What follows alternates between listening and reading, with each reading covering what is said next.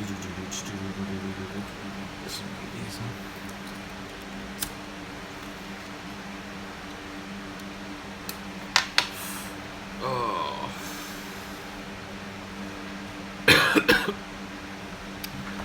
Why, hello. What it do? Good morning, good afternoon, good evening. What it do, what it do, what it do. What it do and how it do.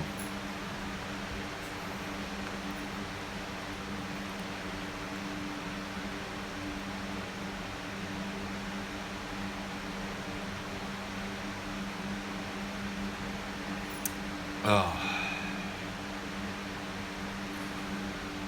What's up, guys? Dim allergies is kicking. You were jerking off? Well, don't let me interrupt you, man. I probably provided you with something far more attractive to beat your meat to anyway.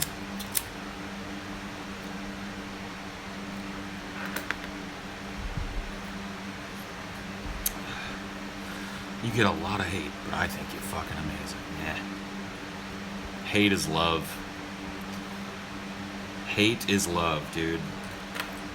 Hate means that you're living rent-free in somebody's head 24 hours a day, dude. Not even paying rent up in that motherfucker. Just living up there. Yeah. That's never a bad thing, guys. That's never a bad thing.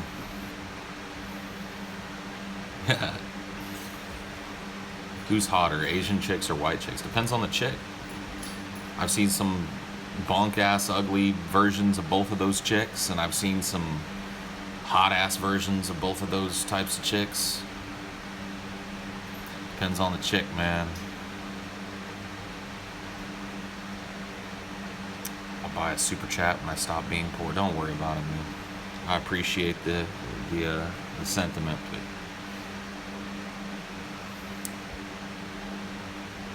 ain't nobody obligated to super chat shit. This is just a hangout. It's just for us to chill, man. And thanks, Kushal. I don't know what denomination that is, but I appreciate it nonetheless.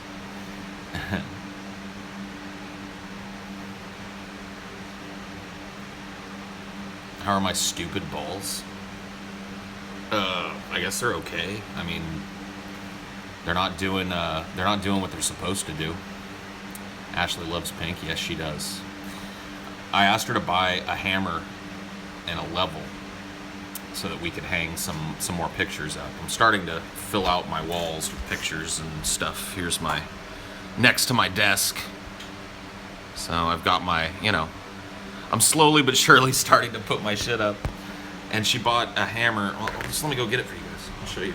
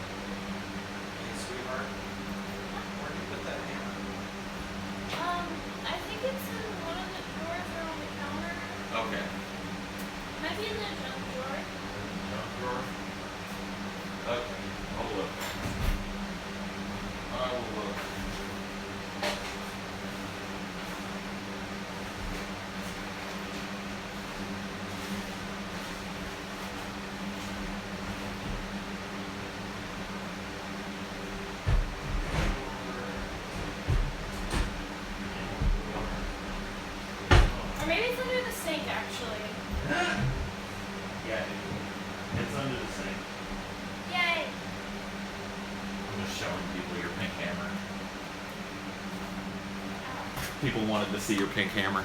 It's yours too. People were talking about how much you love pink. I was telling them they had no idea.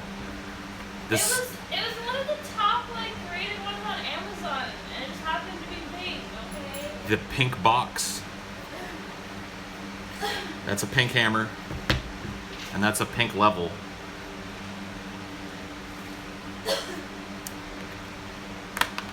What can you do, man? Gotta make concessions when you're living with somebody who loves pink. I don't mind pink, actually. I actually think pink looks pretty cool in contrast with some other colors. Like, I've used pink in thumbnails before on some of the Drunken Peasants episodes, and I always think I like pink and orange. Like the contrast and the warmth of the color. I don't know. Pink is aight.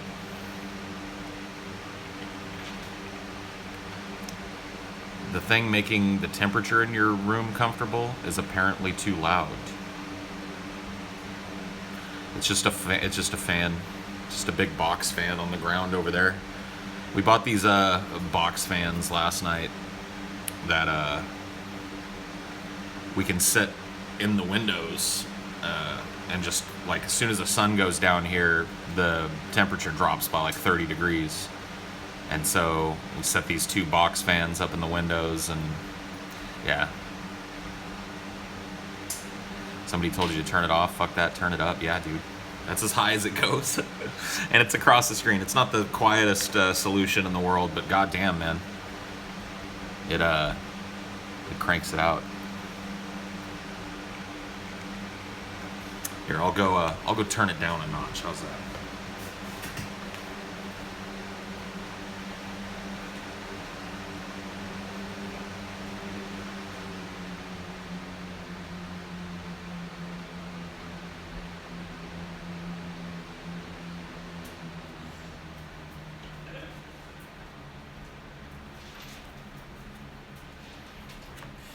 There we go. Shit, nigga. Did you guys see her flip me the fucking bird for no reason? Jesus. I got the bird. You should, at some point, log into Overwatch. It's like, they have the anniversary thing going on. Anniversary thing? You get loot boxes. Oh. I haven't really felt like playing Overwatch recently. I mean, I kind of like, I don't know, dude. I just stopped liking it. I don't know what it is. I stopped having fun. really?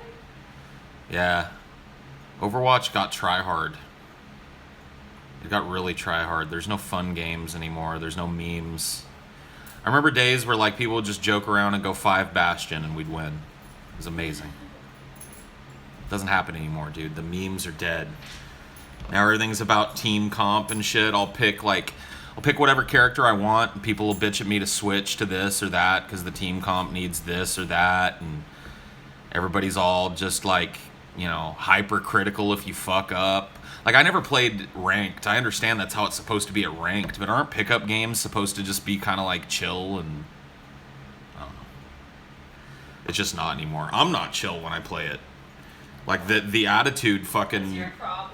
Well, yeah, but the attitude from the fucking team bleeds over into my life.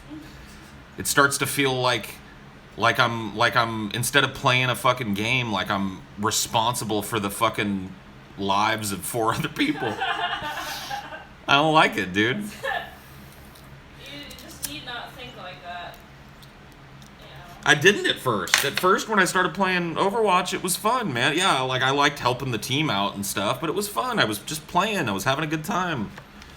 Nobody was overly salty and shitty about it. You know, I'd get a little mad here and there, but for the most part, I was having a good time. But I don't know, man. Last few times I played Overwatch, I've just been frustrated and had team members that were pissed off because I picked X, Y, or Z instead of X, Y, or Z. I mean, that's how it is with most MOBAs. Yeah, but like, look, dude, in fucking Heroes, the other night I had a fucking dude that our team did shitty, we lost, and he blamed me for everything. But for the most part, I find that Heroes, like, I don't know, people just don't care. It's just fun. Especially like just, you know, meme games. Fucking unranked pickup games. Who cares? Like, you keeping your stats and shit? your unranked stats are important to you? I don't know.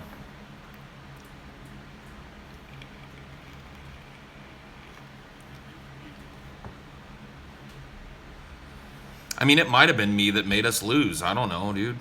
I'm not the greatest player in the world, but it just is what it is, man. Oh shit, I got Viva. Biva? Cool. I got Viva. That's a cool skin. Kind of like my June bug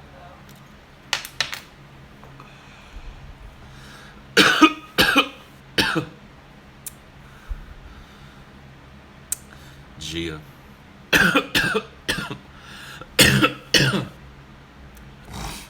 Oh, man. I've been kind of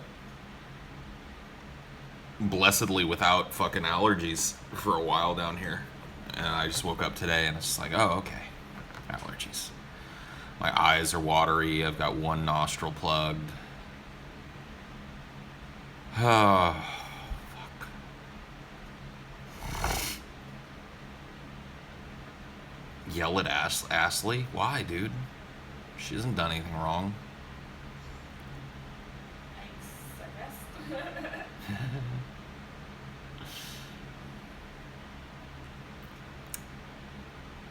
I took some Claritin or whatever, so hopefully that'll help dry me out a little bit. Trim your beard, you look homeless. I'm going for homeless, faggot. How do you think I supplement my income as a podcaster, dude? People just give me money walking around. They feel bad for me. I don't even have to panhandle. I just look like my miserable self, and they're like, dude, here's $5, man. Go get some food. I'm like, all right. Thanks. I'm kidding. That never happened. I wish it would. I wish people would just walk up and shower money on me. That'd be fantastic.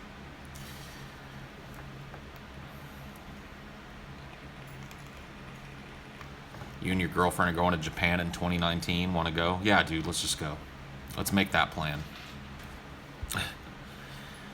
And some time ago, you mentioned Dwarf Fortress. I have not.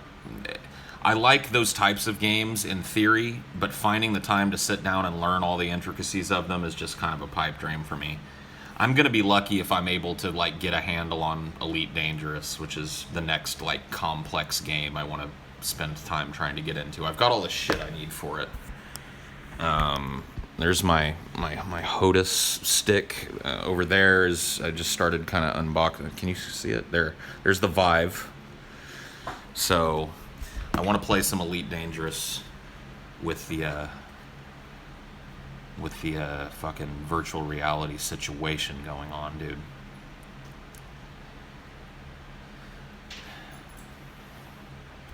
Yeah, dude. Just stop bathing and stop getting haircuts. And, you know, be a YouTuber and then walk around on the streets and get people to throw money at you because they feel bad. Well, the only VR title I'm really all that interested in playing right now is Elite Dangerous, so... I have played League of Legends. Thanks for the $5, Matthew. Yeah, I played League way back when. I don't know. I had a group of friends that like to play like bot games, so I would just do 5 versus 5 bots, and it was fun. I had a good time with it. We would laugh at, you know, all the misfortune that happened, and so I thought, you know, hey, I like this game. And then I started playing games of League of Legends, and I was like, okay, never mind. This community is like, I don't know which community is worse. The two most cancerous online communities that I've ever had a brush with are League of Legends and Dota 2. For whatever fucking reason, those two communities are just like goddamn fucking stage 4 blood cancer. Just immediately. It's like, holy shit.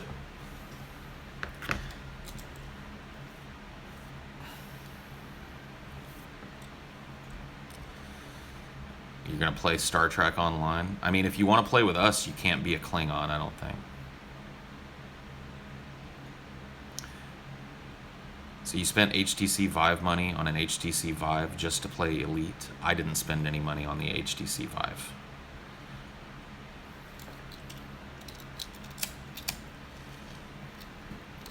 The HTC Vive was sent as a gift from our friends Frack Skull. Crazy ass Frack Skull.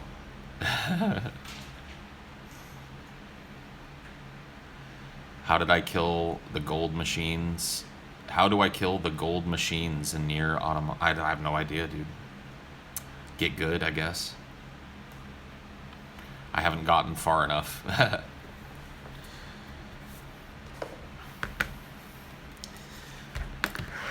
I will be right back and grab something to drink.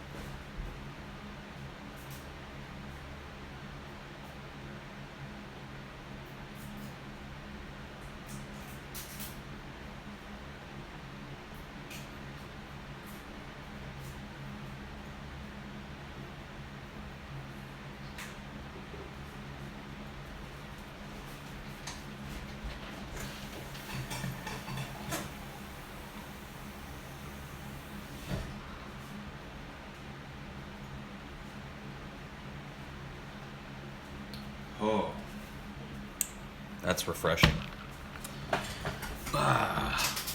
Dynor. Is Dynor keeping you guys company? You want to come say hi, bud? Come say hi to everybody? Come on. Come on. Come on. You want to come say hi? Ooh. You say hi. You say hi to everybody? I'm just so excited.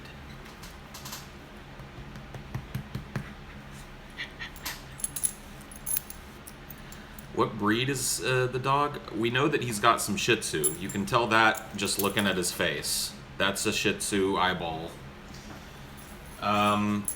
He's supposed to be Shih Tzu, Maltese, and miniature poodle. I don't see much of either Maltese or miniature poodle in him. I see some Shih Tzu.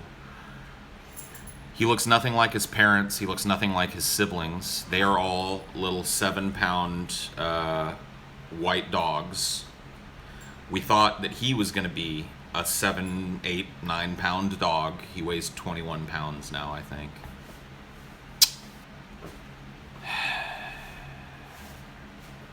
But yeah, there's definitely some Shih Tzu going on there. What else? If you look at a picture, like I'll try and find you guys a picture. Ashley found this breed of dog that looks insanely like him. Yep. I do. Some of these look nothing like him, but some of them are just like remarkably like him. If you look at Tibetan Terriers, they come in all kinds of different kind of designs and colors and shit, but a lot of these look a lot like Dynor, so he might have some rogue like Tibetan Terrier. Like this here is a Tibetan Terrier, you know, according to Google. And that could be Dynor just running down the beach. Got the same kind of hair, the same ears, the same tail. I don't know what the fuck he is, dude. It's a fucking Frankenstein's monster of a dog.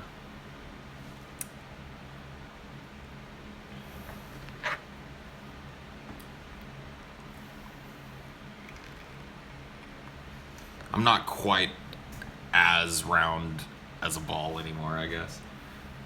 Bong looks lonely. Yeah, dude, it's standing back there. Been using that big bong for dabbing.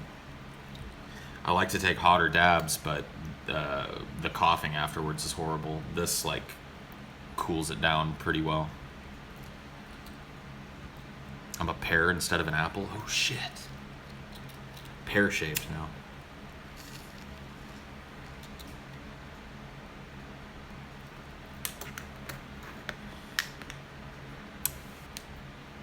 kind of headphones are these? Sennheiser HD 551s or some shit. I don't know. I don't remember the exact model number, but they're Sennheisers. I usually don't buy anything but Sennheiser for headphones. Best price point to quality matchup, in my opinion. Still got your black card? I don't know that it expires, man.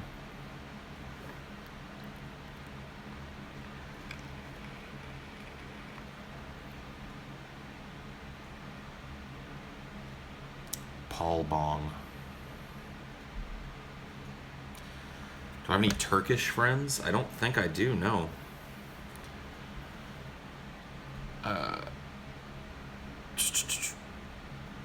What? I heard eating itching butt butter helps you lose weight. Whoa. What's itching butt butter? That sounds horrible.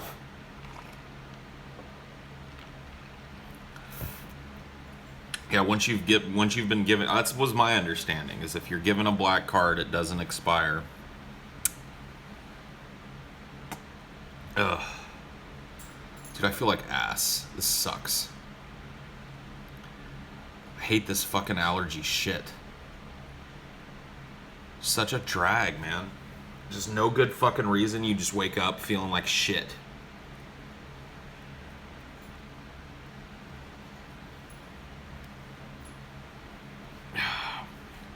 And it's not bad enough to, like, you know, make you angry, like to the point where you can't leave the house, you can't get anything done that day. It just makes you not want to. It just makes everything that you do worse.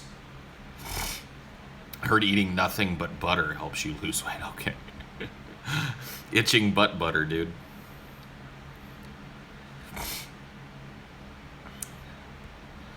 Yeah, I mean, it's really strange. When I was a kid, I only had allergies around one certain kind of flour.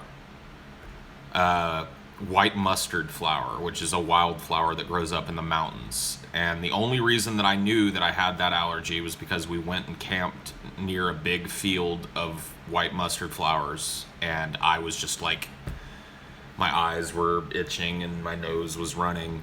That's the only thing I can remember, though, as a kid being allergic to. I never had allergies, never had allergy attacks or sinus infections or anything like that. Then I moved to Arizona. Arizona, the air is completely devoid of that type of shit. It's just clean, dry air there. Didn't have any problems. When I moved back to California, I was allergic to everything. Everything. I've tried local honey, trust me. There's tons of local honey available where I grew up, and it does not really help me. Yeah, Fresno, yeah, the air quality in Fresno is horrifying. So, I mean, the whole Central Valley is just socked in with smog and shit, so that probably had something to do with it. But it was like my body reset in the 2 years that I was in Arizona. And then when I came back to California, it was like, oh, now you're allergic to pets, you're allergic to fucking... So I have pet allergies, like I'm allergic to dog and cat dander and saliva. Not violently so, but it, like, you know, if Dionor is playing with me and he scratches me, or if he's, you know, play biting on my arm and there's a little scratch or something, that thing is gonna swell up. Like, it just gets this, like, it's weird. Anytime, like, animal saliva, you know, gets on me at all, it's just like, well, I'm fucking allergic. Allergic to that, allergic to fucking, I don't know, mold, dust, pollen, everything now. Fucking sucks. What's dander? Like flakes of skin. Dandruff is dander, basically. It's flakes of dry skin that everybody gets when you scratch your arm, you know. That's dander. You get a flake of dry skin. I didn't read a super chat. Sorry, man. Let me go find your super chat here. How are you keeping sane considering all the current events? Are you still enjoying being a peasant? Ohio. Oh, and get JonTron on the show. Okay. You know, like I've lived through a lot of different strange political times, so this is not like 100% new to me. With regards to everything else, I mean, the job is crazy, dude. It's a crazy job. It's a whirlwind, but I really like it. It suits me, and I'm having a great time doing it. So that's not a hard thing for me, you know. The work is hard, and putting in the hours is hard sometimes, but the payoff is great. So that's really not an issue for me. If you don't have allergies coming into Seattle, you will have them by the time you come out. That's the saying here. Well, I had them coming in, so no change for me.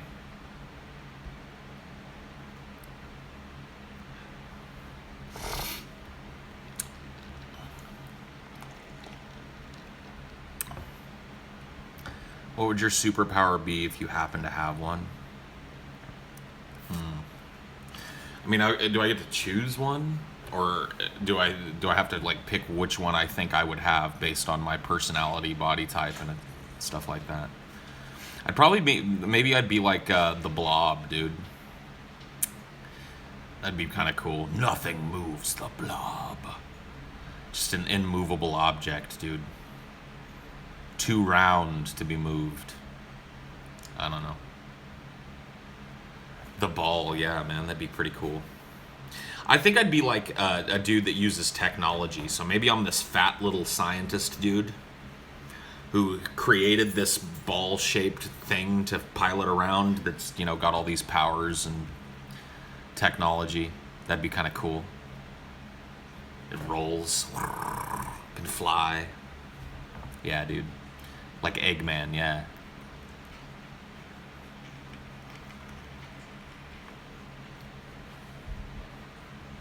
Yeah, like Dr. Wily and shit.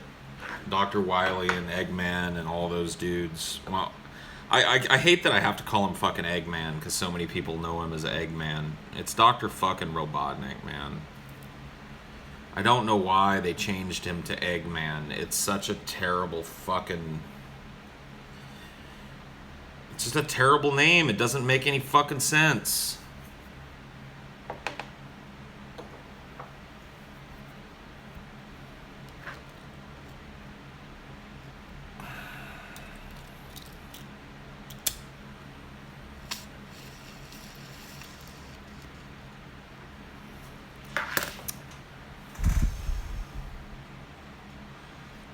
Nothing moves the Blorb. Stop doing weeds? No. I'm not going to do that. For America, he's Robotnik, but Japan nicknamed him Eggman. I know. It's just... Everybody knows him as Eggman now, though, because they went with it in the cartoon, and now in the new games and shit, he's Eggman.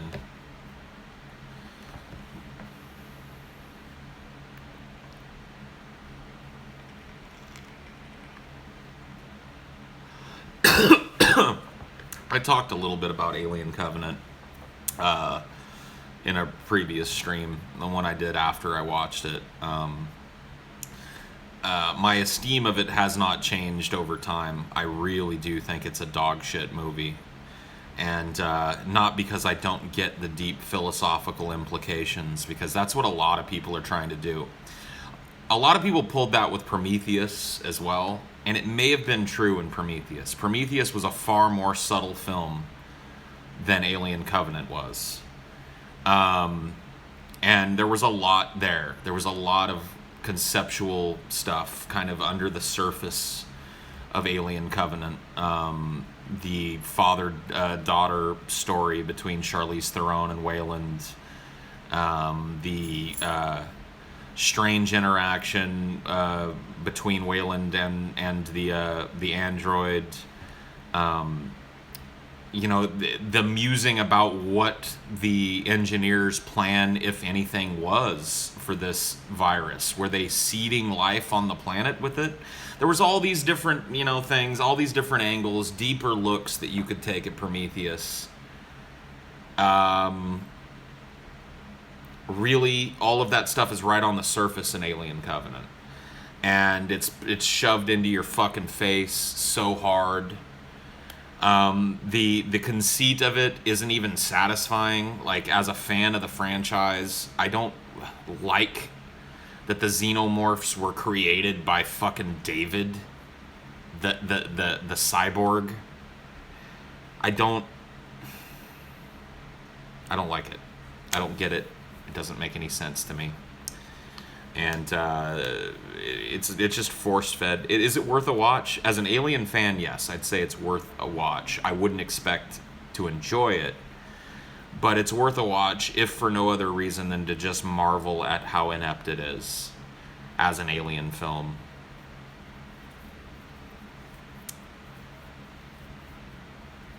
Have I ever done a petty crime like theft, like shoplifting and stuff? When I was a younger kid, I stole gum a lot. Like, well, not a lot, a couple of times. I remember getting caught for it when I was about 8 or 9 years old, and I got forced to be taken back to this little store in Madera called Monty's to apologize for what I did. And that was probably the last time I lifted something that really wasn't mine.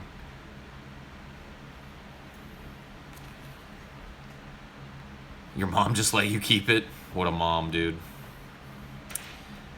I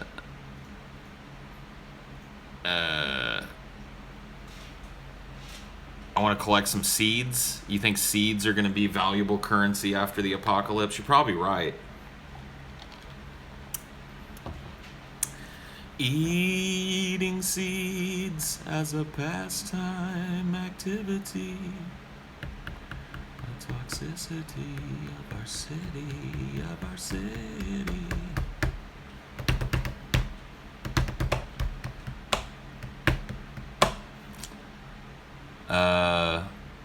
I dine and dash like 30 times. Oh, dude, I've never done a dine and dash, man. There have been times where I've wanted to. There have been a couple of times where the service I've gotten and the food that I've gotten is so shit that I wanted to just bow out of my obligation as a consumer to pay for the fucking shit and just walk out. Wait till nobody was looking and just gather my shit and get out of the fucking place, get in my car and go home. I've wanted to do it, dude. I've never wanted to do it in an instance where I got a good meal and with, you know, decent service and stuff. Like, I don't like the person that gets fucked there is you know, hardest is the fucking server, right? You know, they're not getting tipped, they're not getting anything, and they put in all the work to serve your table. So anyway, I missed another super chat, dude. I'm terrible at these super chats. If you don't have, oh yeah, can you say something nice to your wife, Rachel? She's pregnant. Oh, dude, Rachel, pregnant is beautiful, dude. Pregnant is beautiful. Roundness of the belly is a beautiful thing, dude. Don't worry about being pregnant. I don't know what to say to a pregnant chick. What do you say? Having a baby in your belly is a good thing. Don't worry about it. All those hormones and emotions and craziness, all that shit, it's gonna go away as soon as you squeeze that watermelon-sized life out of your vagina. Don't worry. Oh, you're glowing? Yeah, I forgot about that one. You're glowing. You're just absolutely glowing with the you bring life like a vernal sun. You really do.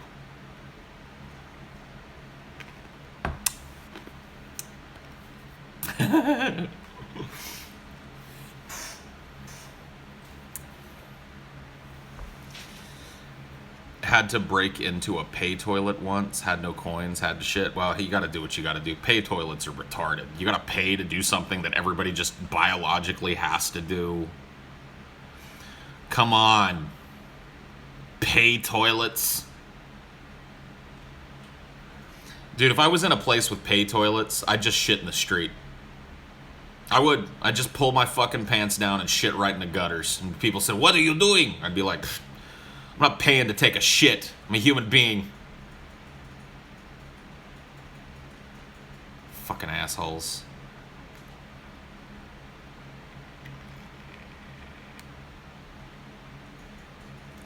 What's Ashley playing? I think Overwatch.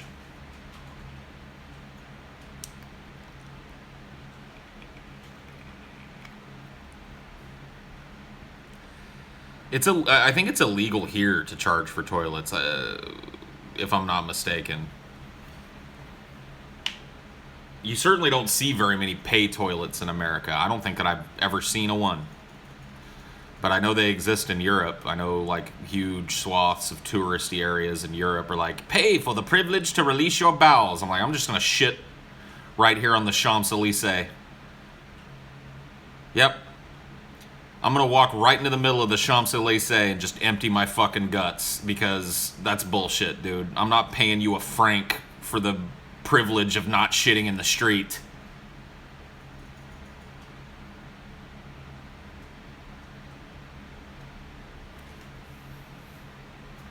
In Denmark, it's the worst? Oh, dude. Don't get me started, man.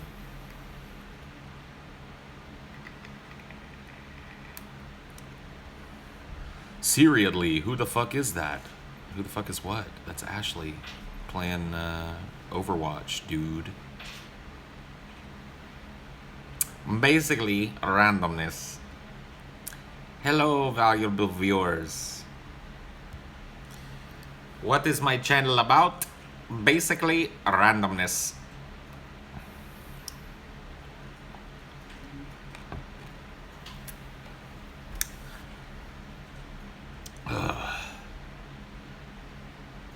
Get Corpse Midget on the show. I don't think Corpse Midget would come on the show, dude.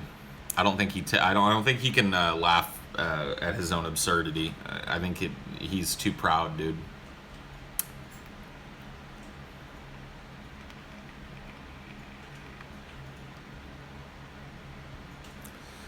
Basically, randomness. Stop picking on Midget Corpse. He didn't do anything wrong. I mean, I guess he didn't do anything wrong, but he did hire a bunch of chicks to pretend they were friends with him. I mean, that has to be called out, right? The dude paid a bunch of broads to be like, Lucian Hobadoc is the greatest man that I've ever met in my life. And Ribeye, yeah. It's the LH Show channel. LH Show channel. I have no idea what... Oh, it's Lucian Hodabach. That's his name. So LH Show channel. That's Corpse Midget. I mean... Corpse Midget will also be better than you. Will always be better than you. You are just jealous of his awesome hair. It's true. Do you think Ribeye deserves a weed? Dude, Ribeye... I would love to smoke some weed with Ribeye. That may or may not ever happen, but, you know, it would be cool to smoke a bowl with Ribeye. There are some, like, guests and people affiliated with the show that I'd love to meet and smoke with. She's on my list. I want to smoke a bowl with the fanciest of badgers one day, too. I want to just sit around and smoke a bowl, man. Brett is on my list. I would probably, given the correct circumstance, at least do a J with Brett. You know what I mean? There's very few people in the world that I, you know, wouldn't try and make some pain. Like, I don't know, though. My thoughts on Brett have changed recently. Like I feel kind of bad for the matinee dude. Not in a way that I want to stop pointing out his absurdity, but dude, that fucking video where he was getting into the fucking thing and every exhale just sounded like fucking agony. It's like, Jesus Christ. Oh, goodness gracious. Yeah, you can't spell humanity without the manatee. That's true, dude. You think he has COPD? I mean, he could. Chronic obstructive pulmonary disease. I mean, that can't be good, dude. It can't be good.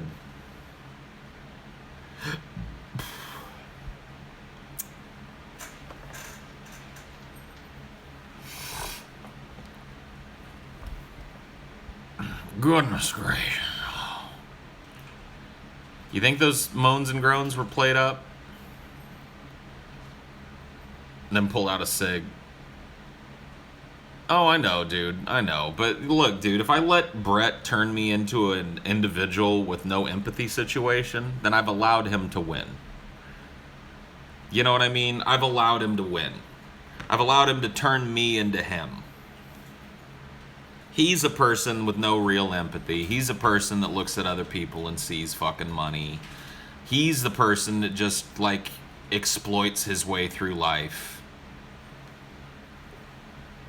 You know, I can't help that I empathize with people who sound like they're fucking suffering, even if they're fat fuck manatees. You know what I mean? Did not sound like Brett was doing well.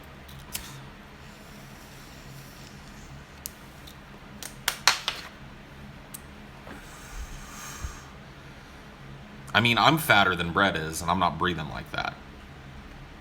I'm pretty sure I'm taller and fatter than Brett is. And I'm not breathing. I mean, look. Goodness gracious. See what's going on here.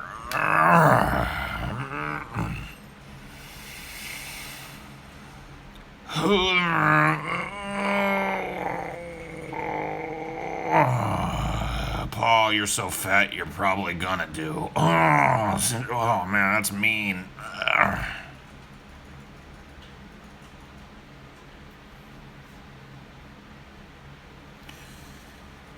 Oh boy. Yeah, he's only a couple of years older than me. So he doesn't even really have the age excuse. I just don't know what's going on, man.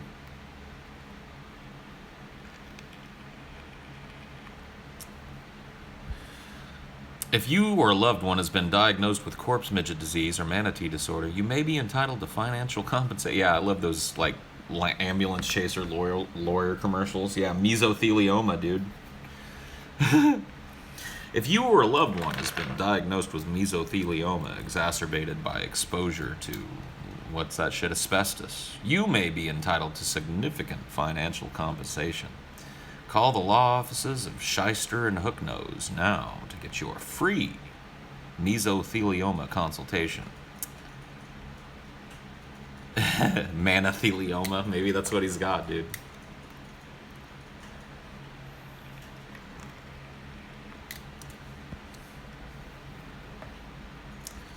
Favorite System of a Down song is Prison, the Prison song.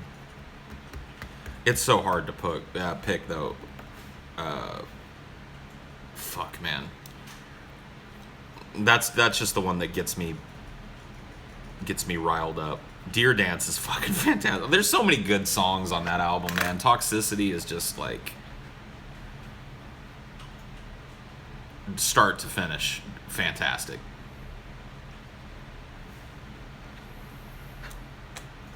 Aerials is great. I agree. I like Aerials, but it's just, I don't know.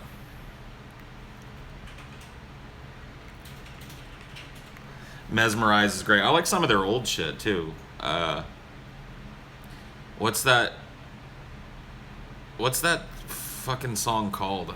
The Banana Terracotta song, dude. Banana, banana, banana, banana, terracotta pie.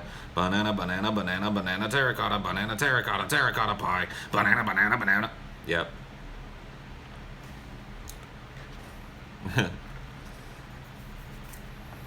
Yeah, the vicinity of obscenity in your eyes. Terracotta pie. Yeah, dude, that shit's fucking great. Holy shit, man.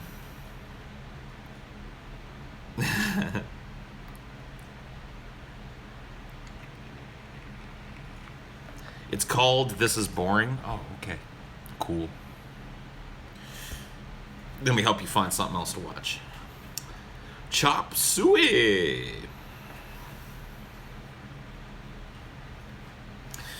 What's the best way to love you, baby? The vicinity of obscenity in your eyes.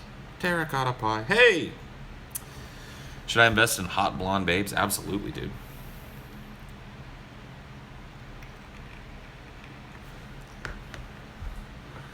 You hear Surge is very reserved. If you look at like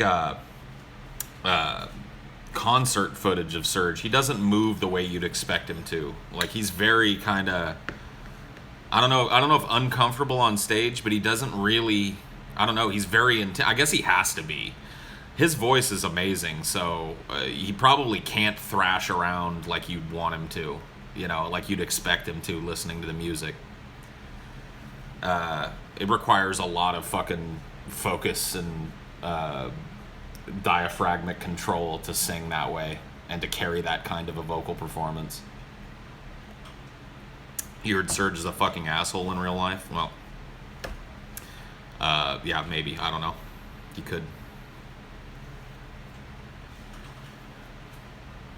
Is it true that you and Brett are working on a script for a Blueberry Pie type song? No, dude. That is not true.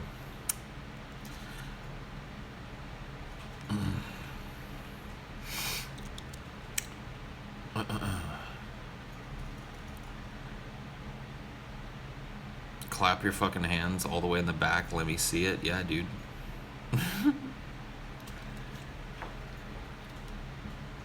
Oh, dude, yeah. Marshall Manson. Everybody washes balls. He is, you know, he's a creator of memes. He gives birth to memes for a living. Beautiful sonic memes for the world to enjoy.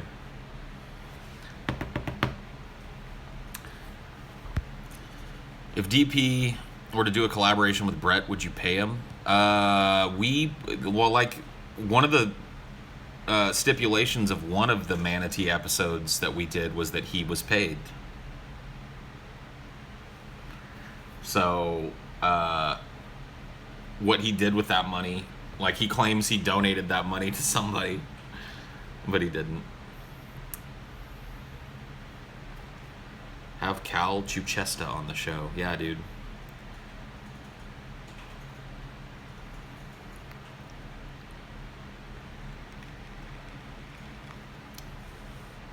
Most exciting upcoming DP thing that you're most excited about that you can talk about?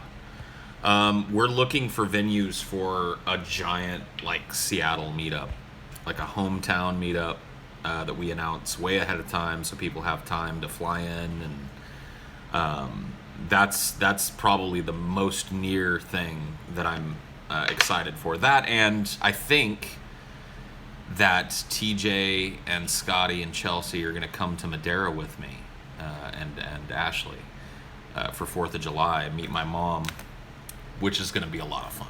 We'll definitely shoot some footage of that as well, because that's going to be a fucking living meme. My mom is going to love these dudes.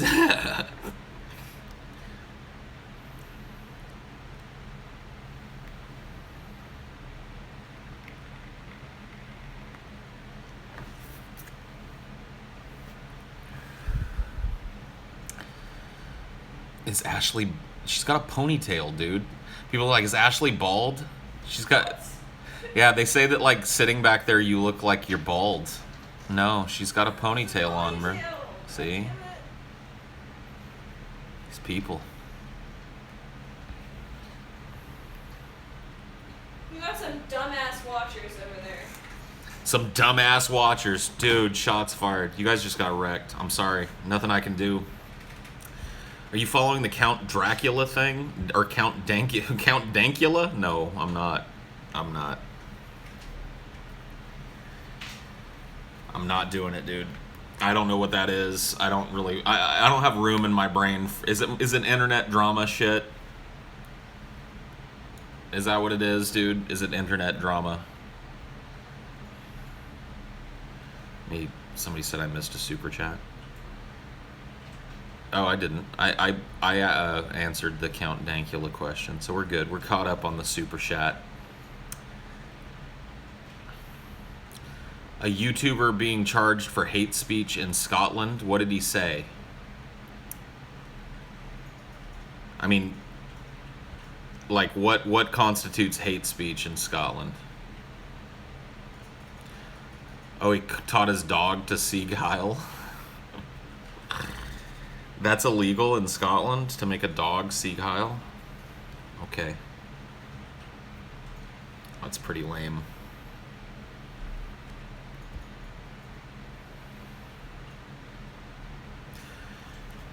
That's pretty fucking stupid.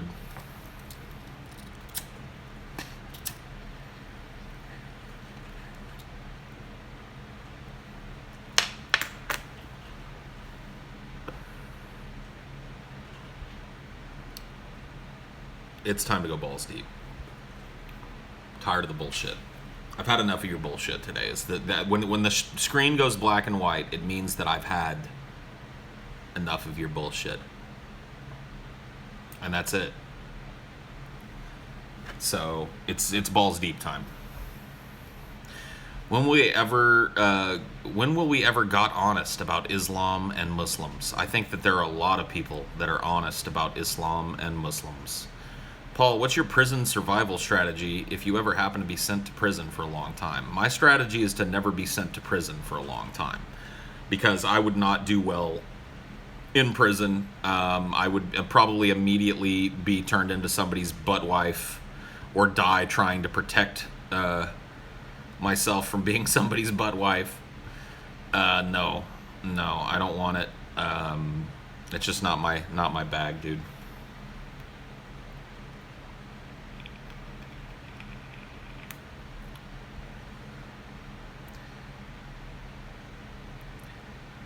Have you ever had a severe existential crisis? I wouldn't call any of them crises. But I've had, these kind of existential moments where you're faced with the reality of your own existence and the meaninglessness of it all, and the tiny, minute impact that you have on your life in general. And yeah, dude, I've been faced with those things. I always looked at those as positive things, though. They push me towards the truth of what it is that I am. So, I've never really had a crisis, even though I've labored under those kinds of thoughts for long periods of time. Do I think Assad is better than the rebels? I don't know. I honestly don't know what the day-to-day life of people in Syria are like. It's certainly not enough to make a call like that. Would they be better under the leadership of the rebels? Would they be better under the leadership of Assad? I don't know. I have to be honest. I used to get terrified of the massiveness of the universe when I was a kid. The only thing that really terrifies me about that, I have this memory, and it really has nothing to do with the universe. It's the ocean. The ocean is a terrifying place. There's I've talked about it before, Pismo Beach in California. If you swim out into the ocean a little bit, there's a pretty precipitous drop off in depth, and you can feel it. You're swimming out, and you can tell that you're in reasonable beach water, and then all of the sudden, you can just feel that void underneath you. You know what I mean? The drop off happens quite suddenly, and you can just feel that deepness underneath you.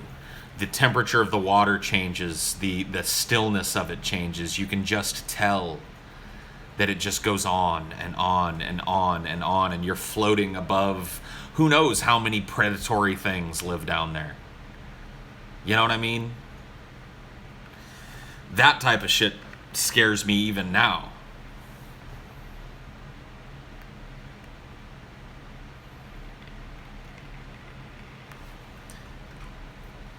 Do you ever think we'll make an underwater city like Rapture from BioShock? Like, is it even a logical thing to create? I don't know about a city like Rapture, but certainly having some kind of deep ocean habitat where people could live relatively normally.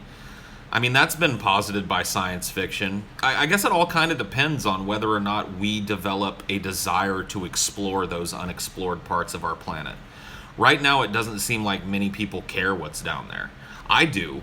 I would like to see us spending money exploring the ocean floor, mapping it, finding out what lives down there, what resources are down there, what ecosystems are down there. I want to know. But I don't think that most people care. I think most people just kind of assume that we know everything there is to know about the ocean. We've discovered everything there is to discover there. We know all the fish, and we're discovering new species of sea life and non-sea life, to be honest with you, all the fucking time. So really, we don't even have a handle on our own planet. And I think that if people start to care about that, if it becomes something that's politically important to people, I don't really see how it could, given what people care about nowadays. But if it did, I could see us building some kind of habitat down there for long-term study of deep ocean,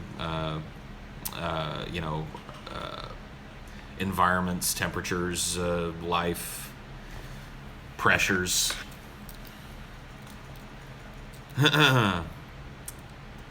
What do you think is on the dark side of the moon? More moon dust and moon rock.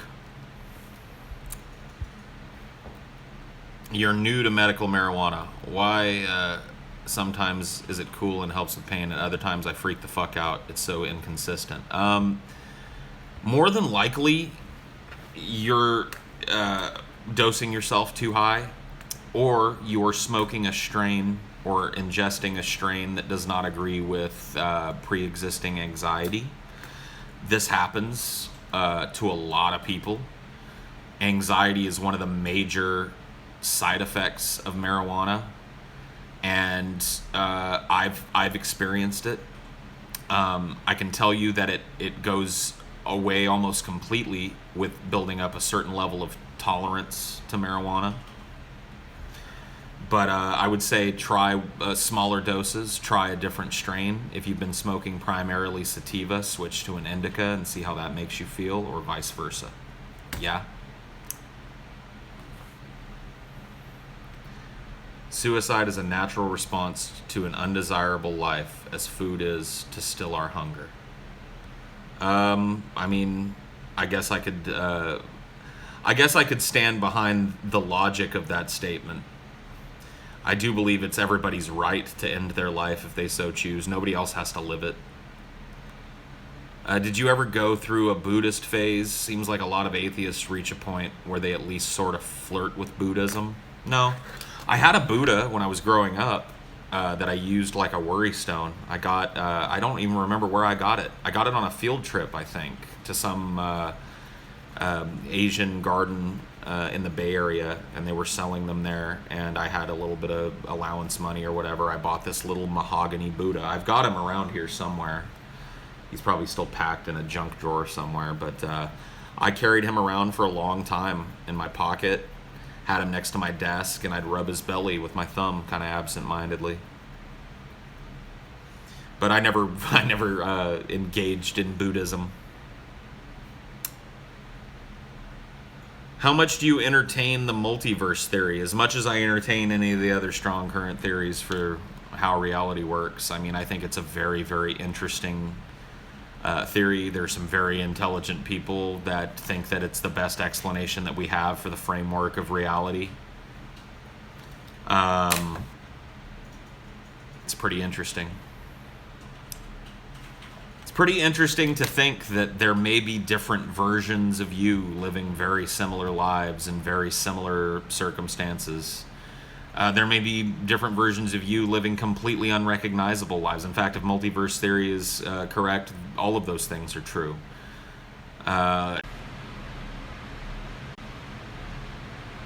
Whoa. Phone calls, dude. We're back. That's what happens when you get a phone call. Have you ever felt that everyone else is just the same as you, but the product of a different environment? I mean, that's the truth. I mean, it really is. There is a nature versus nurture argument. There are people whose brain chemistry is very different than mine, but ultimately, we're all still just human beings, very much shaped by how we were raised.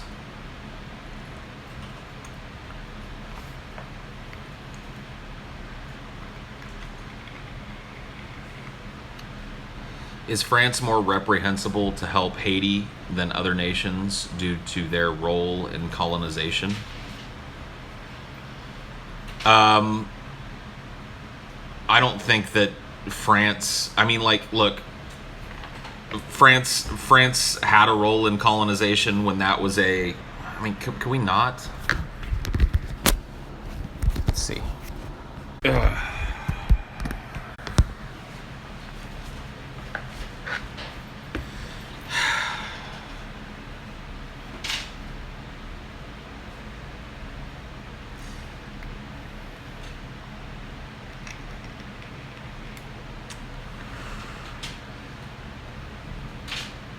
Oh man. What's your Briggs-Myers personality type? Oh man. ESFP, I think. I believe I'm an ESFP. Let me just look that up. Yep. ESFP. Born entertainers, ESFPs love the spotlight, but all the world's a stage. Many famous people with the ESFP personality type are indeed actors, but they love putting on a show for their friends too. Chatting with a unique and earthy wit, soaking up attention and making every outing feel a bit like a party. Utterly social, ESFPs enjoy the simplest things, and there's no greater joy from them. I mean, a lot of those things are very broad, but very true.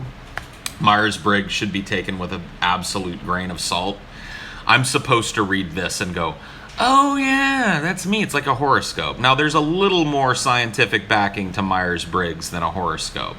It's a good general idea of what maybe drives a person. Okay? It's used a lot, or maybe not yet, maybe not Myers-Briggs. I know Myers-Briggs is used in hiring and stuff like that in corporate settings a lot to find out what kind of person you're dealing with. And they can be useful in that way for a broad look at a person's interests. But that's really all this is. Naturally curious, exploring new designs and styles with ease. Though it may not always seem like it, ESFPs know that it's not all about them. They are observant and very sensitive to others' emotions. I mean, that's all very true of me as well. Let's see, what else do they say about us here? The biggest challenge that ESFPs face is that they are often so focused on immediate pleasures that they neglect the duties and responsibilities that make those luxuries possible. That's very, very true of me.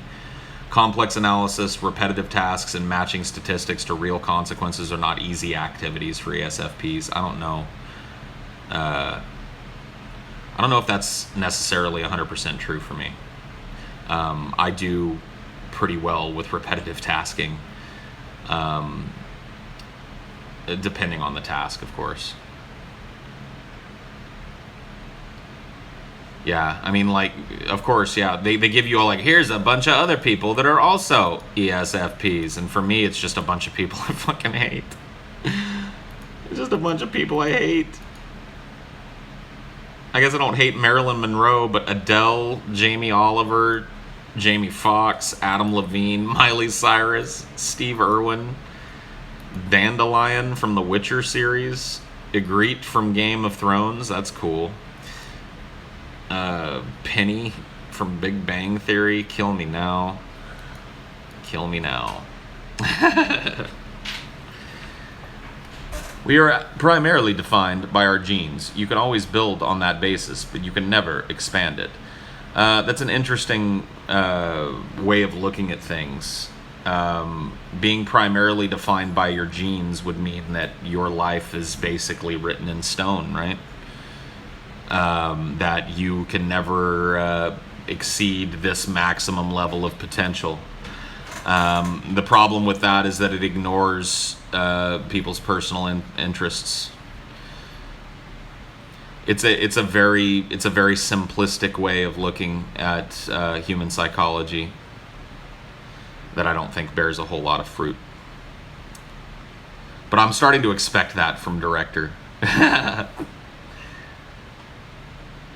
Personal interests are also defined by genes to a certain extent. I'm sure they can be. I think that they're far more defined by the geography of birth and the culture that you were born into.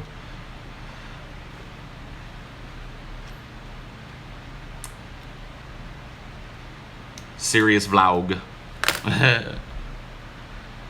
How about solipsism, Paul? Ever rack your brain at the possibility? Yeah, no, I've never had a battle with solipsism, although I had a friend who was a genuine solipsist. Not a close friend, but a dude that I spent a lot of time with over the course of about 3 months. And he was a solipsist. And he explained his worldview to me. And I found it to be kind of strange and lonely. He was very matter-of-fact about telling me that I didn't exist. And he seemed like he genuinely accepted that as the truth. That when I left the range of his 5 senses, that I no longer existed. My life ceased to exist.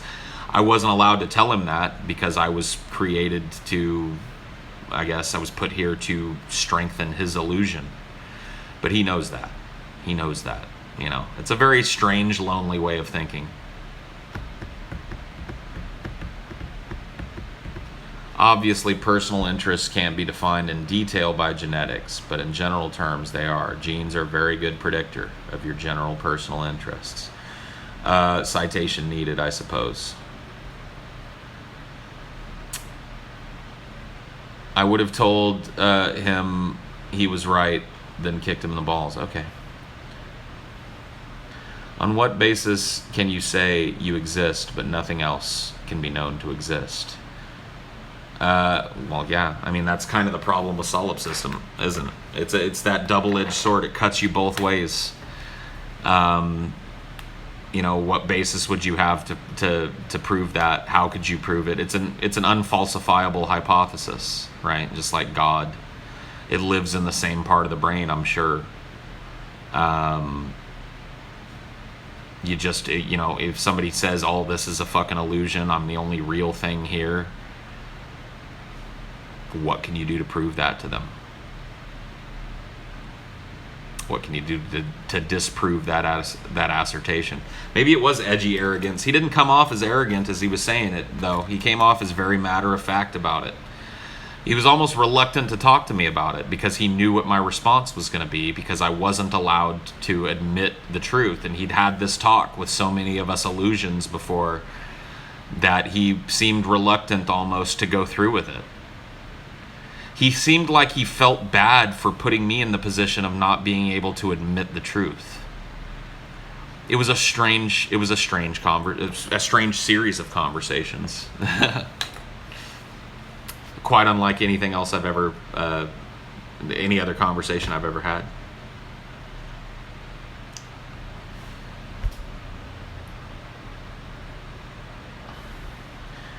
Recently, you finished reading 1984. Oh, you're one of those, dude? Okay, cool. Get out of here. Go create a new account, quick. Come right back. Is it fascinating that what animals in this universe do? I mean, that's what we in this universe do. We don't know that any other animal ponders its existence.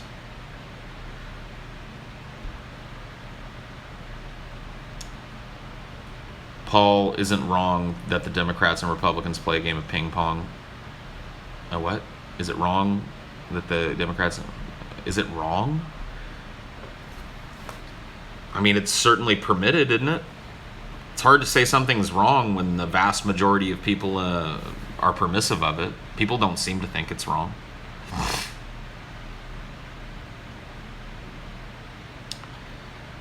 People don't seem to think it's wrong at all.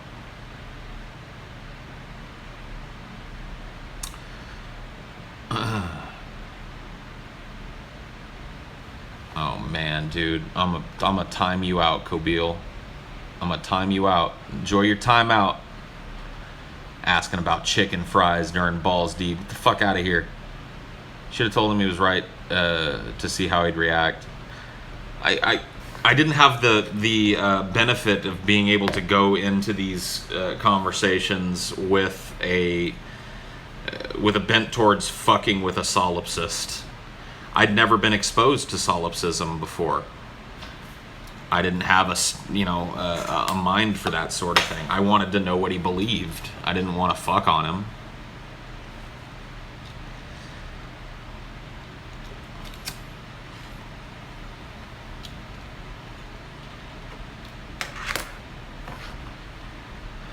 There would really be no reason to try to talk him out of it. I just wanted to know what he thought. I wanted to know why he thought what he thought to the best extent that I could. And that involved treating him as honestly and seriously as I would treat a religious person. I sat and I listened. I asked clarifying questions, and I disagreed when I disagreed.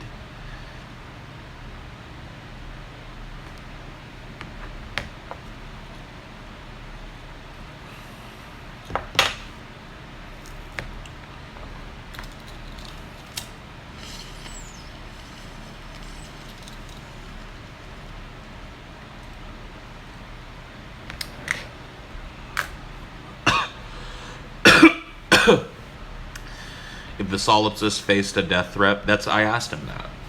I said, what if one of these illusions comes up and shoots you in the head or something? He seemed to believe that it was impossible for one of them to come and kill him without him either consciously or subconsciously willing it to be so. He felt that if one of those illusions came and killed him, it would be as a result of some subconscious desire of his own to reboot his life. But he didn't believe that death was the end. He believed he would just be reborn again and the entire thing would start. So death was not something he feared at all. He thought that death was just the natural end point to his cycle, and that the fucking simulation starts again from the beginning.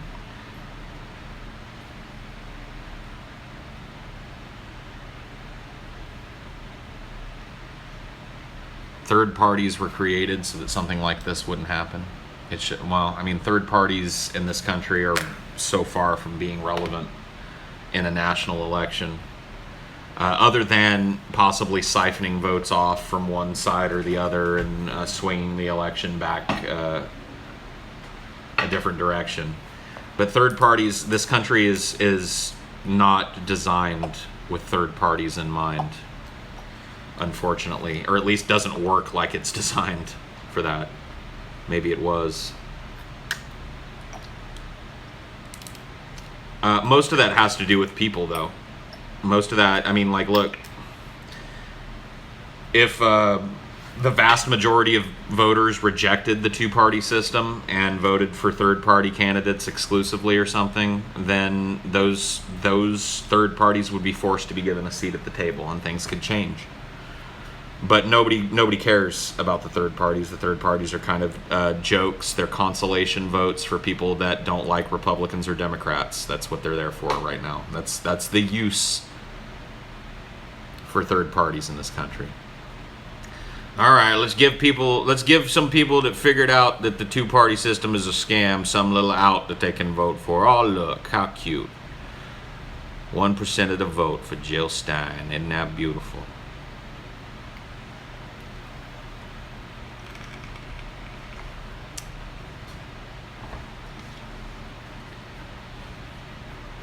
Is France more responsible to help Haiti? I asked you that question, or I answered that question earlier, or at least I started to. Maybe I got fucking distracted by a phone call or something. But yeah, no, I don't think that France is any more responsible than anybody else. Most of the major Western superpowers, fucking engaged in massive colonization of some kind. All of the sea bordering ones did, at any rate. I think that France is responsible to France.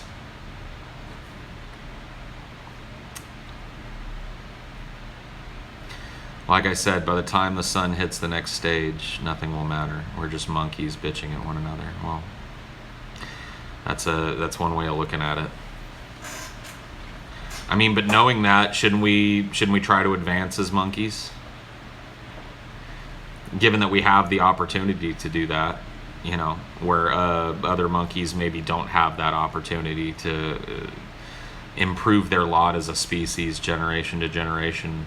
We do.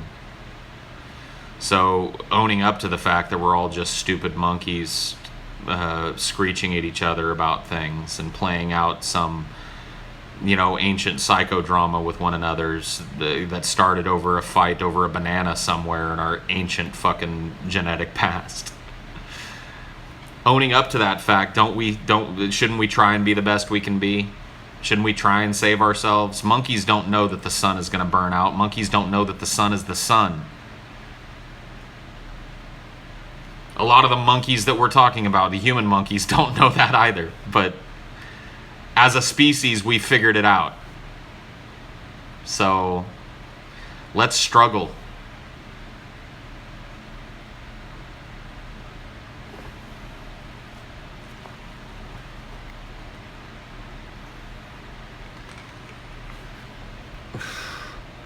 Gross. Shilling. It was not designed for any party in mind. George Washington was strictly against parties and that system. Only Thomas Paine recommended parties, and he recommended 7. Well, for whatever the recommendations were from the founding fathers, we have landed at a point where we have 2 choices, 2 genuine choices, and 3, 4, 5 consolation choices.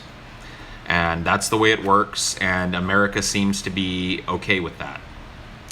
Because they continue to participate emotionally and physically in these elections. They continue to labor under the misapprehension that their votes count, that their votes matter, that they are voting for ideological differences. It's just it's a dog and pony show at this point, and people like it. People like it because it allows them to do nothing and feel like they're involved. Showing up and punching a hole in a card or pushing a button for a candidate is nothing. But it allows people to feel like they engaged in their own fucking lives in some way. That's why we won't give it up. Because it's like a Facebook game. Alright? It's like Farmville or something. We accomplish nothing, but man, we feel very accomplished. Right? Scratches that same itch. What's my solution then? Tear it down. Tear it down and replace it with something that works. That's my solution.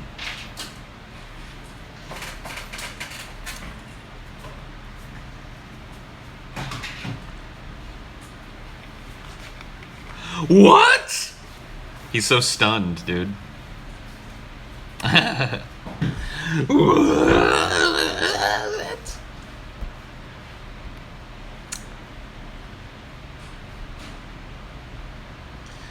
Do you think a Groundhog's Day scenario is possible where a day repeats for what seems like forever? And if it happened to you, what would you do? I'd probably do the same thing that fucking Bill Murray did in the movie, man. I'd probably just exhaust every fucking option. I probably would. I mean, if you found yourself caught in a time loop, why would you not exhaust every option within that 24-hour period? Seems like the logical thing to do. Would you support an empire like the Soviet Union or any other Belarusian nation being vacuumed within a contained zone? Are you talking about like military and economic containment, like sanction-based containment? Or are you talking about putting a fucking actual futuristic dome over those countries? Your question, I suppose. Vacuum zones. Are we at a point where violent revolution is needed? I don't think violent revolution is an option for us, guys. We're outgunned. We're outnumbered. I mean, maybe not outnumbered, but we are outgunned like fucking mad. So I really don't think violent revolution works. I don't think anymore. I think we've reached a point where the technology of the military is far superior to the technology that we have to fight against said military. So I don't think violent revolution is in the cards.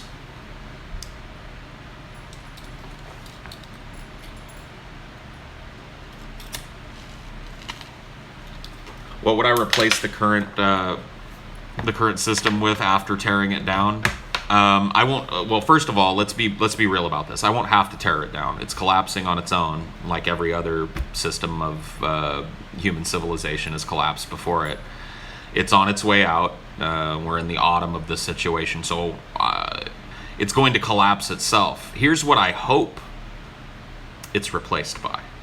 I hope it is replaced by a system that allows people input on on their own government, but also values the knowledge base of voters.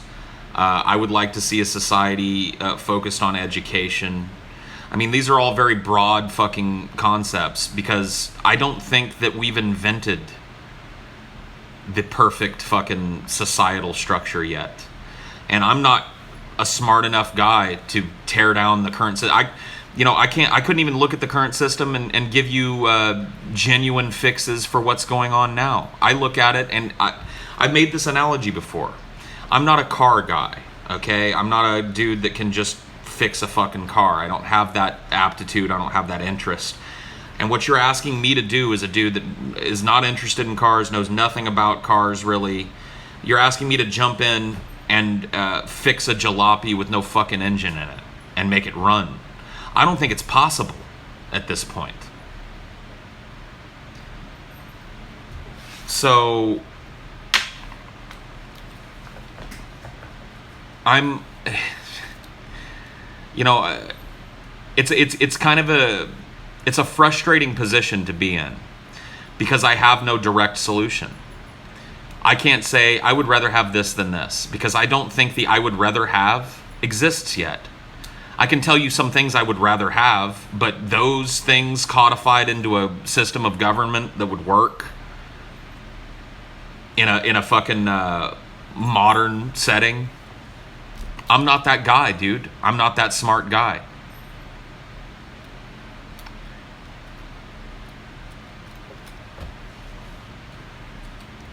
I don't think it's fixable.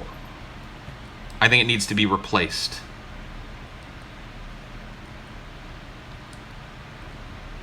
So why do you advocate tearing down the system? Because I advocate accelerating the death of this culture so that a new culture can rise up and take its place and hopefully learn from its fucking grave mistakes. Necessity is the mother of invention, director.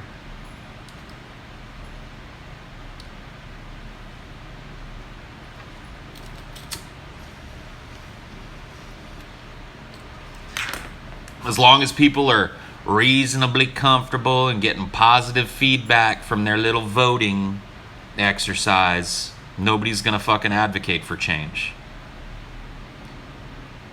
So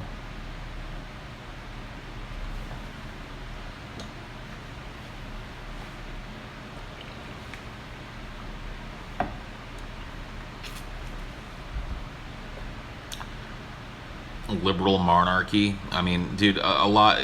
Maybe you're the same dude. Maybe you're the same dude earlier that was trying to push monarchy. I don't think we need to dial the clock back to monarchy. I think we need to use our natural ingenuity as human beings and come up with something better. What's it going to look like? Probably dictatorship. That's usually how these things start, right? There's going to be a phase of human history after the fall of Western civilization, which is absolutely inevitable. That's very brutal. It's very ugly. Certainly, it's how they end. That's how they begin as well. Seems to be the bookend, doesn't it? Dictatorship.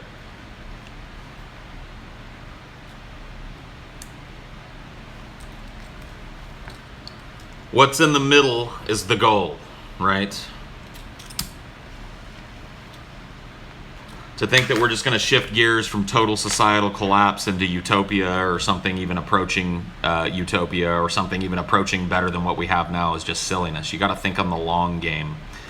The long game for this Western culture is that it's over.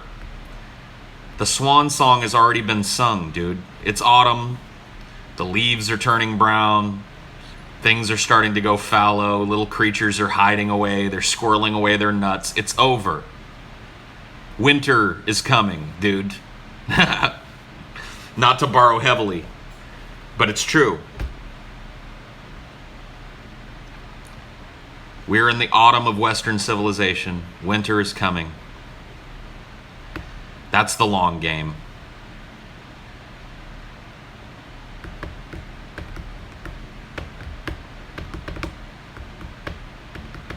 Can you give one example? Can you give an example of how that's the case? Look at the current political climate in the United States.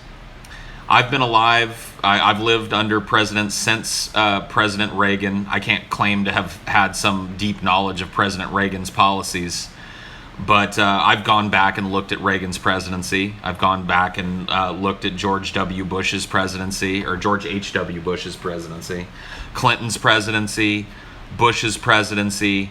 The 60s was a time of social upheaval, absolutely. This is not social upheaval. This is the rotting of American democracy taking place right in front of our faces. We, as a people, have reached a point where we thought it was a good idea to put Donald Trump at the head of the nation. It's rotted. Richard Nixon was at the very least a statesman and a politician, right? He was a scumbag. He was a criminal.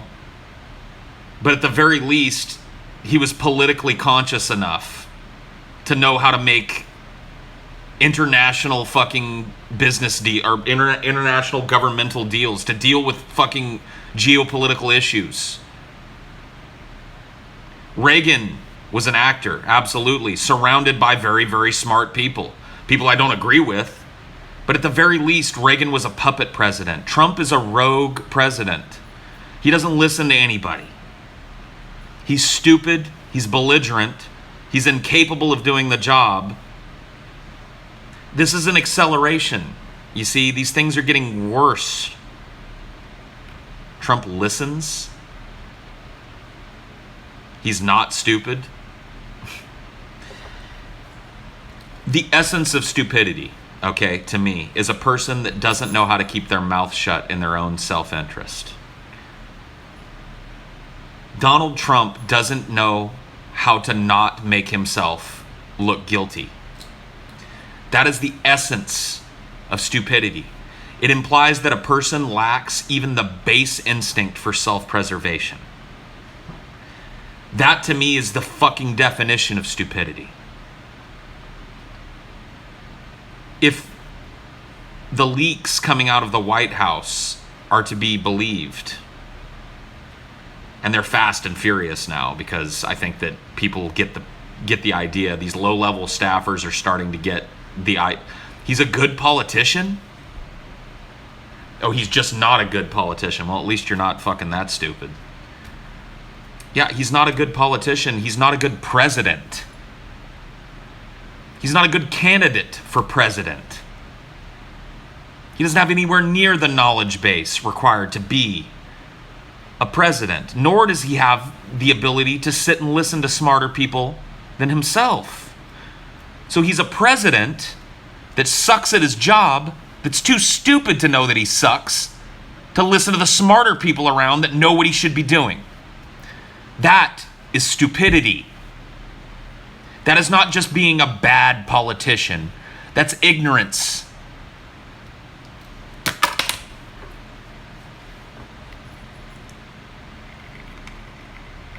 Trump will resign willingly if he's given a deal that prevents jail time.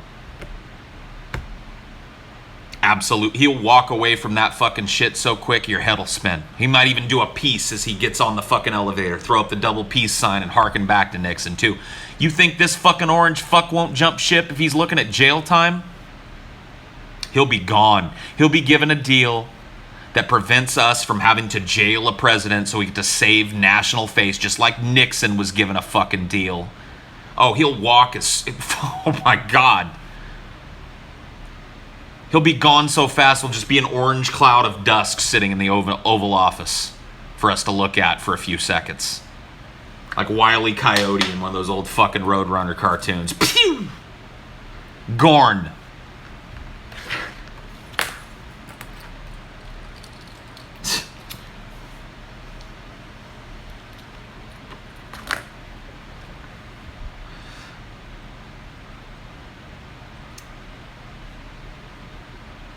Oh, dude, he ain't gonna make it 8 years. His chances of being re-elected. I mean, look, dude, I don't want to have this like. Look, I guess there's an offhanded chance that he gets 2 fucking terms. I mean, he was kind of the defy expectations candidate, right? Every time you thought Trump was down and out, the retards of this country rose up and supported him enough to put him back in the fucking fight. It just kept happening. That being said, I don't know how you can talk. I mean, like, can you imagine the political ads against Donald Trump on the re-election campaign if he makes it that long? I pulled a video that we didn't get to for the show last night. It's a long video, and it's just a bunch of Trump. It's just Trump contradicting himself. Trump saying something on the campaign trail in 2016. Trump contradicting himself on the campaign trail in the previous election cycle in 2010 or 2012 or whatever it was. Trump fucking says he's pro-abortion. He's anti-abortion. He's pro-choice. He's pro-life. He's against Iraq. He's for Iraq. He's against military interventionism. Now he's doing military interventionism. It's just every stand that he's taken, he is completely thrown under the bus. He promised his people that within the first 100 days, Obamacare would be repealed and replaced with a much better thing. That's completely gone now. It's now fucking stymied up in the fucking Congress, and it's been well over 100 days. I mean, all these fucking promises that he made on the trail, and he turned out to be the exact opposite of that. And he's not even a sly enough politician to make people still like him. He just continuously fucks up. There's no way, dude. If he gets reelected, then it really, like, I'm just done. I'm done talking about Trump. I'm done. Okay? It's fucking insane. It's virtually every modern politician, except for those modern politicians have political skill, right? They know not to give classified intelligence to the Russians. They know that the job requires a certain amount of decorum. They know not to go and tweet what I think is tantamount to at least fucking tampering with a federal investigation by tweeting at somebody that's gonna fucking testify the next day with fucking thinly veiled threats and shit. This dude just doesn't understand. The damage of Trump at home is really mitigated by the fact that we've had a lot of shitty presidents, a lot of shitty politicians. The damage of Trump internationally, I don't even think really can be understated at this point. The United States' position internationally is predicated on military power and a projection of that power through a projection of stability at home. That's gone now. Trump is a laughing stock of a president. And we, as Americans, are laughing stocks for having elected him. When he fucks up internationally, it reflects badly on us in the international community. Director, I'm going to give you a chance to actually contribute something to this discussion, because the contrarian bullshit, the no you're not, yes she is, no you aren't, I'm getting sick of reading it from you, faggot. You're on notice. One more stupid fucking non-additive comment, one more stupid contrarian fucking batch, and I've let you fucking sit here and do your fucking piece. being a dude that's a clear contrarian, but you're going to add something to this. I'm going to get mine too, bitch. Stupid fucking faggot.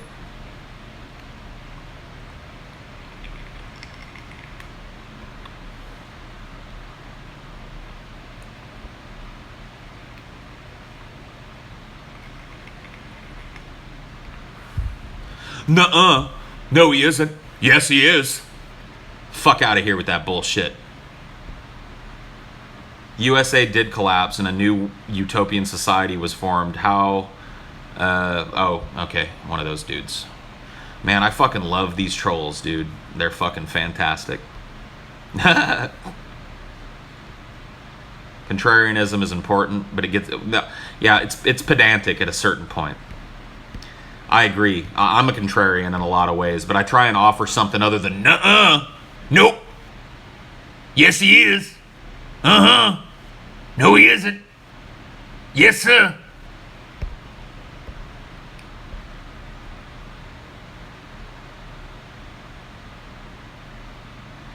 You're 19, you've been living on your own since you're 17, and you're about to be homeless for the second time because you only work one job and you can't find another, and your family wants help. What should you do?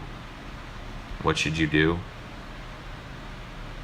I don't know, dude. Get a job. I don't know. I'm not a fucking financial advisor, man. I'm sorry. I don't know. Get a better job. Find out if there's some government assistance that you can get on to help your family. I don't know, dude. It sucks, but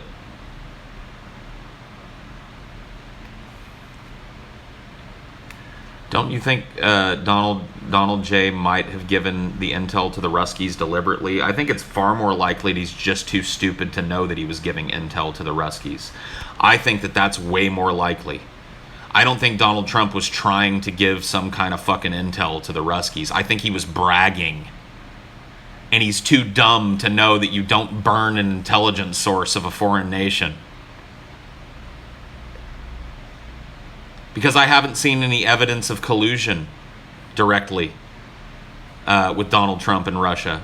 I've seen a lot of examples of what seems to be him trying to get the investigation stopped. But until you can point a finger directly at Donald Trump, I think it's just more fucking likely he's just too dumb to know the difference. Because that's how he conducts himself. He seems to be too dumb to know what's in his best interests. He has his fucking Secretary of, what was it? The Secretary of the Armed Forces, General McMaster, come out. I was in the room. That conversation never took place. I was right there. I heard the whole fucking conversation. It's all bullshit. It's all horse pucky. Less than 24 hours later, he's on Twitter admitting that he did do it.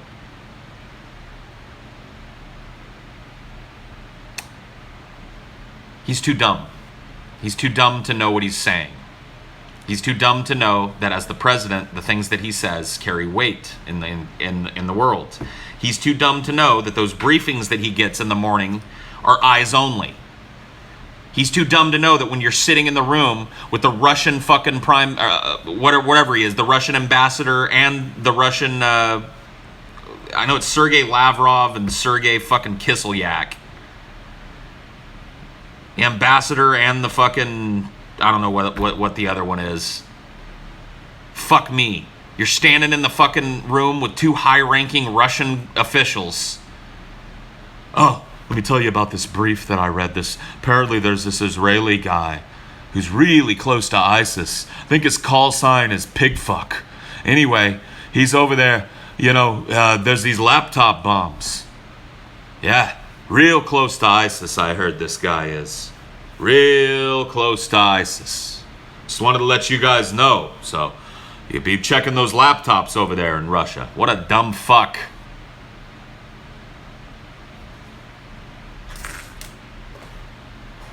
And that's not me making up an excuse for Donald Trump. That was the excuse.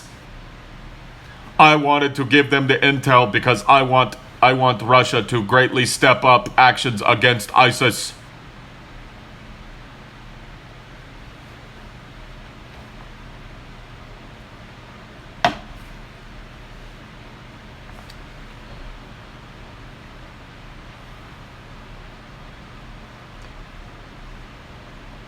Like, at what point, when a president's too dumb to know that he's burning a deep cover operative,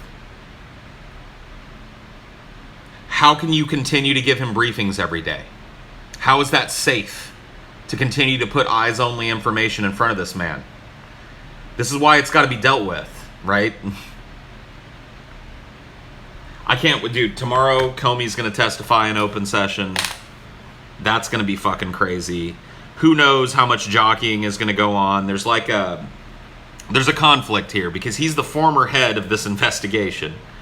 He's privy to information that other people don't know about the investigation. And the investigation is currently being run by his replacement. So he's probably going to be limited with regards to everything that he can talk about in open session. But I really think the reason why he demanded open session testimony was so that he could talk about these meetings with Donald Trump. And those are totally fine for him to talk about because they were done in the context of the investigation, but they involve his personal fucking interactions with Donald Trump. I want to hear that. I want to hear these memos. I want to hear these things. I want to see this fucking shit happen. Oh, testimony got delayed? Oh, that sucks. Well, whatever. Am I still doing the exercise shit? Yes. TJ's doing a makeup workout today, and I'm going up to hit the cardio while he does that. He missed Sunday, so I did Sunday as well. I'll be going up today.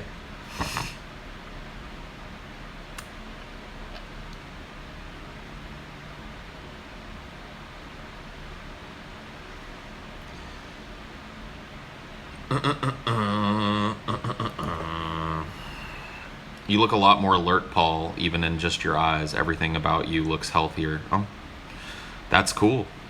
I'm glad. I can't really tell the difference, I'll be honest with you.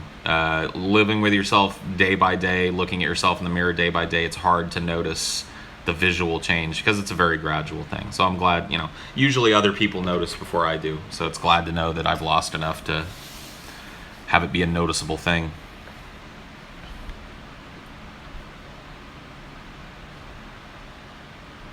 Half the people I talk to don't even know who their mayor is, much less have true investment in making the world better. It's really any wonder it turned out this way, huh? Well, yeah, I mean, it's a decent observation, but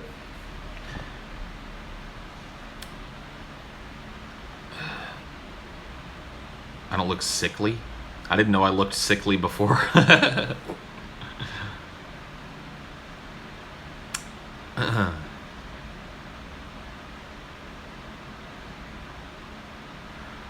Hey Paul, knowing that the Dem Party is kind of dog shit state right now, who do you think would be a good candidate for the next election to run against Republicans? We need like a younger firebrand Democrat. I mean, I say we like I'm still a Democrat. I think the Democrats would be served well with a politician that's younger, more vibrant, maybe outside of the Beltway a little more. I've always liked Alan Grayson. I don't really agree with his identity politics angles, but as a liberal, I think he's a pretty strong speaker. He projects an image of unapologetic left thought that I enjoy. It's something that you haven't seen out of a Democratic politician. I don't really know that he's the best choice for the top of the party, but once again, the party's in a bad way right now. There aren't a lot of people that I'm currently aware of in the Democratic Party that I think, I mean, Jesse Ventura, yeah, but man, I'd hate Jesse to have to run as a fucking Democrat.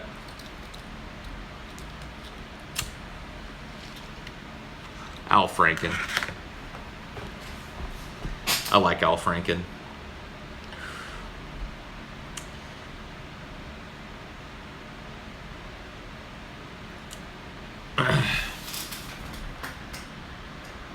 There is no one. Maybe that's true. Wow, dude, TJ's penis. What are your thoughts on the way that Jill Stein? TJ's penis. Why don't you have such a cool account? Why don't you just Why don't you not be one of the word salad guys and just participate, dude? Bernie and some young progressive. No. Bernie, no. I don't want Bernie again. I don't support Bernie anymore. I just can't. Watching Bernie bend the fucking knee to Hillary, even if it was the politically right thing for him to do, just revealed. I mean, what's Bernie gonna do? Like, talk all this fucking firebrand shit and then get into office and immediately walk it all back? That's what he did during the fucking primaries.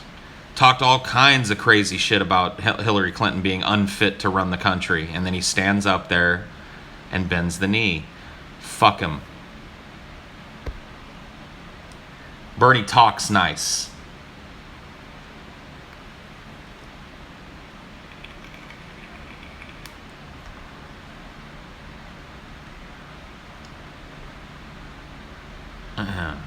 Even with that, I'd still vote for an 80-year-old Bernie over Trump, Pence any day. I'd just not vote again. I would love to see Bernie succeed, but it's not going to happen. You're right. Well, I don't know. You might end up being real disappointed in President Bernie. Or he might just die of natural causes a year into his fucking presidency. I mean, his age really is a factor here, folks. People that are his age just croak. I mean, like, people of all ages just croak, but I'm just saying that's the age where you just fucking croak.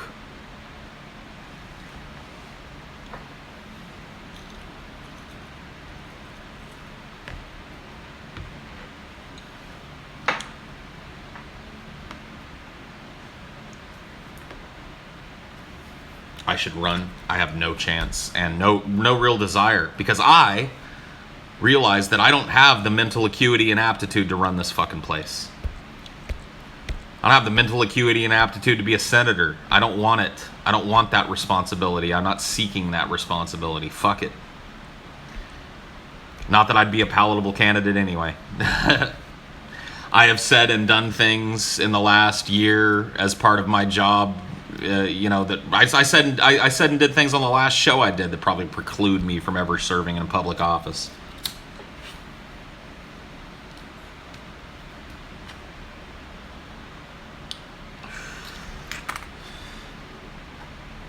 All right, well, I guess I just got the text that we're going to meet at the studio and then head over to the gym. So I'm going to let you guys go. Thanks for chilling.